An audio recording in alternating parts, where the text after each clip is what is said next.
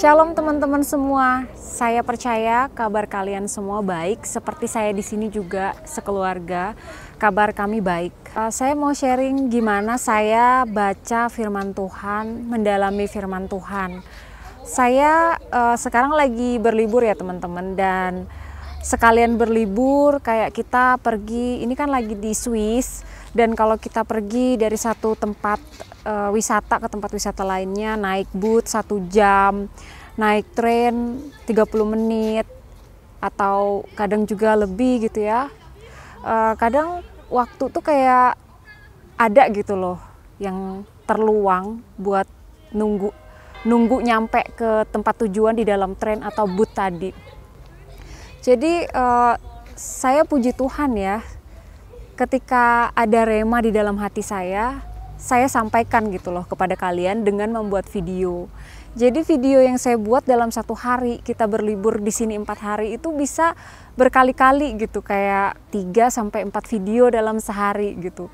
Dan saya uploadnya pastinya cuma seminggu sekali, karena saya butuh waktu lagi buat edit video, dan sisa waktu yang lainnya tuh lebih baik buat saya baca Alkitab lagi, buat iman saya sendiri, buat ngajarin anak-anak saya, buat saya juga menghadapi kehidupan sehari-harinya dari yang besar sampai hal kecil, nggak salah atau nggak keliru. Jadi saya butuh waktu untuk diri saya sendiri gitu. Saya nggak bisa upload video dalam seminggu beberapa kali, mungkin kayak dulu ya, waktu awal-awal saya bikin YouTube tuh seminggu bisa 3 kali. Tapi karena sekarang saya juga bekerja, Tuhan kasih tanggung jawab lain, saya melayani Tuhan seminggu sekali, dan saya rasa itu untuk saat ini cukup dulu gitu ya, karena saya bagi waktu dengan hal lain juga yang Tuhan percayakan gitu.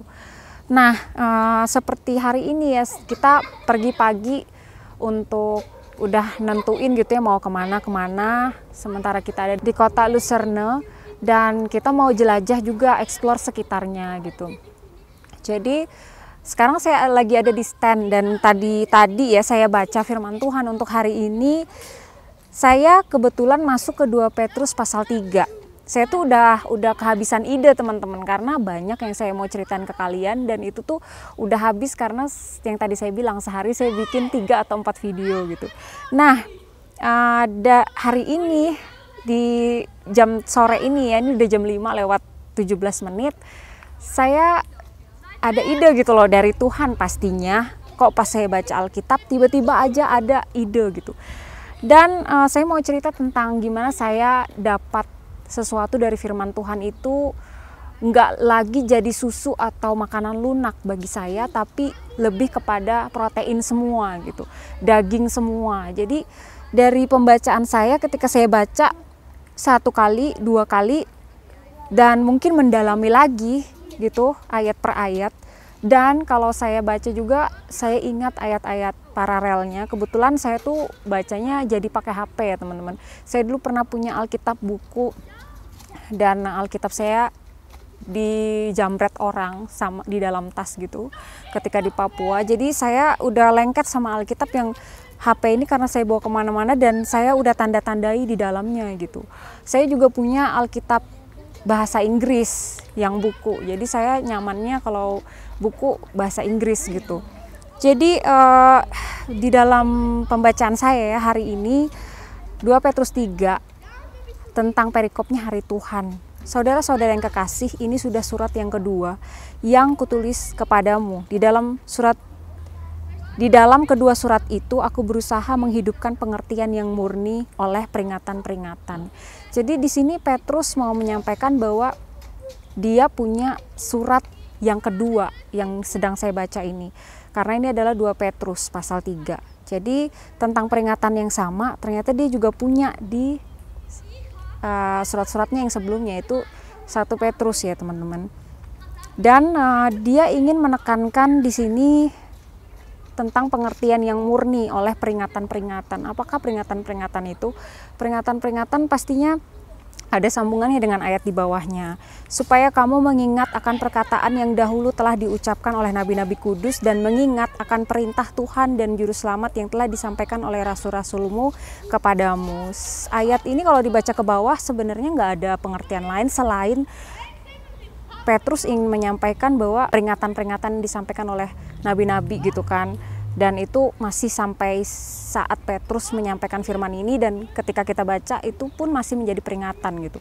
Yang terutama harus kamu ketahui ialah bahwa, ini yang terutama loh teman-teman, Petrus kasih tahu pada hari-hari zaman akhir akan tampil pengejek-pengejek dengan ejekan-ejekannya, yaitu orang-orang yang hidup menuruti hawa nafsunya. Kata mereka, di manakah janji tentang kedatangannya itu? Sebab sejak bapak-bapak leluhur kita meninggal, segala sesuatu tetap seperti semula pada waktu dunia diciptakan. Mereka sengaja tidak mau tahu bahwa oleh firman Allah langit telah ada sejak dahulu, dan juga bumi yang berasal dari air dan oleh air. Jadi intinya dari ayat yang sebelumnya ini tadi, banyak orang-orang gitu loh, dari zaman dahulu tuh udah ada orang-orang yang mengikuti hawa nafsunya, cara hidupnya, sehingga dia menjadi orang yang mengejek kapan hari Tuhan datang. Dari dulu juga hari Tuhan udah dibilang ini akhir zaman, ini hari Tuhan, bentar lagi Tuhan mau datang, Jesus is coming soon. Tapi belum datang-datang. Itu sebenarnya orang-orang yang mengejek pada zaman akhir, dan firman Tuhan udah dari ribuan tahun lalu udah menuliskan tentang hal itu. Berarti dari dulu pun udah ada gitu. Dan apalagi di zaman sekarang kalau kita masih dengar orang yang menyepelekan hal itu, ya wajar ya teman-teman. Kata mereka, di manakah janji tentang kedatangannya itu? Sebab dari bapak-bapaknya dulu sampai bapaknya udah meninggal, leluhur-leluhurnya udah meninggal, janji itu masih belum tergenapi sampai sekarang. Tetapi oleh firman itu juga langit dan bumi yang sekarang terpelihara dari api dan disimpan untuk hari penghakiman dan kebinasan orang-orang fasik. Akan ada saatnya semuanya nanti akan lenyap, dan ada penghakiman api kekal untuk orang-orang fasik, dan itu pasti terjadi gitu.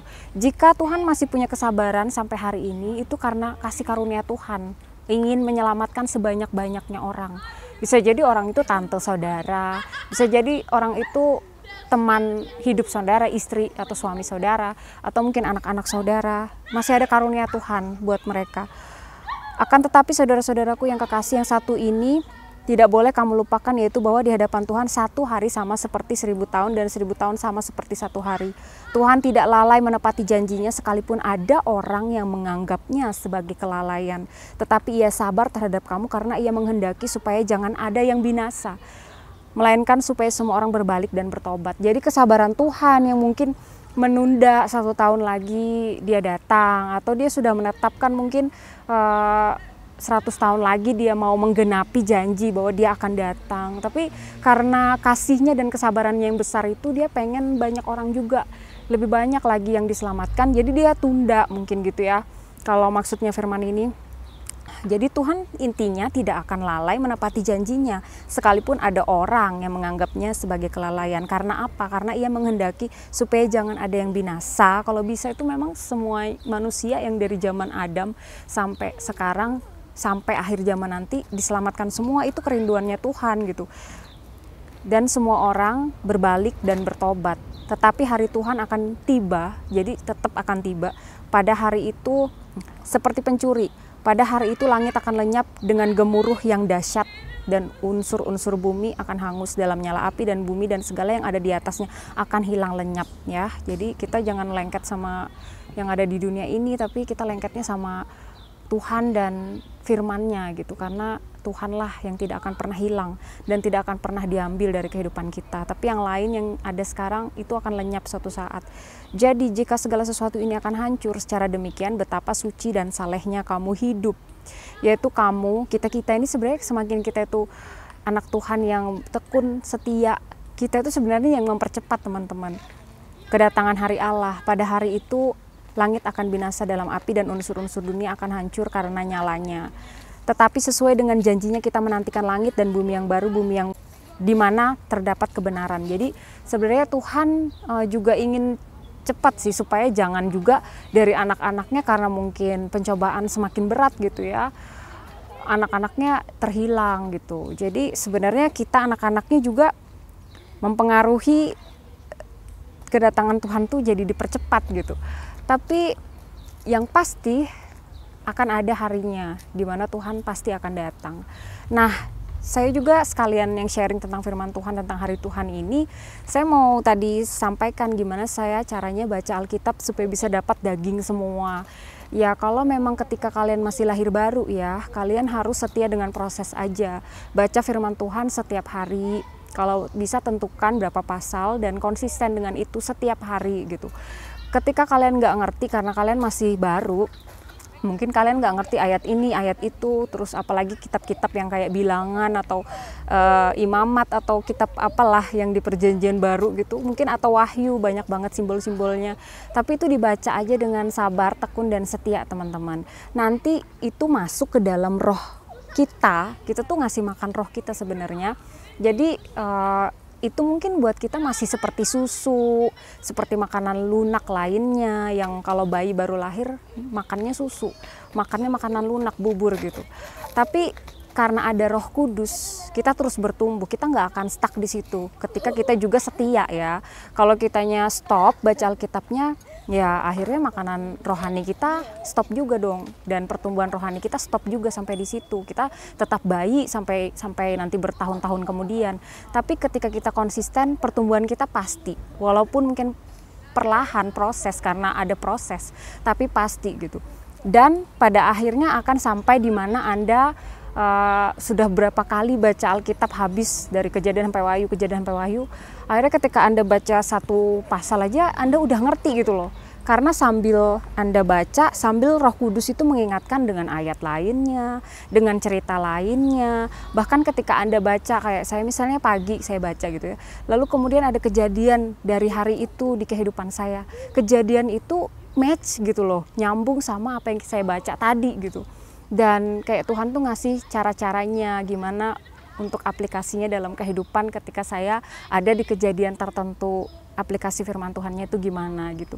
Jadi itu semua pekerjaan Roh Kudus teman-teman. Roh Kudus itu roh penolong yang menuntun kita kepada segala kebenaran. Dan kebenaran itu juga mulai dari kita mau baca firman Tuhan, mau diisi dengan kebenaran, nanti Roh Kudus yang akan mengerjakan kebenaran-kebenaran firman tadi yang awalnya berupa pengetahuan bagi kita menjadi karakter dalam kehidupan kita, sehingga kita semakin hari semakin menyenangkan Tuhan, semakin diperbarui menjadi pribadi yang indah, semakin membawa kemuliaan buat namanya karena dia lihat kita itu indah dan kita menjadi kesaksian bagi banyak orang. Itu aja sih yang saya mau sharingkan ya. Jangan lupa baca Alkitab setiap hari dan tetap fokus. Tuhan Yesus memberkati.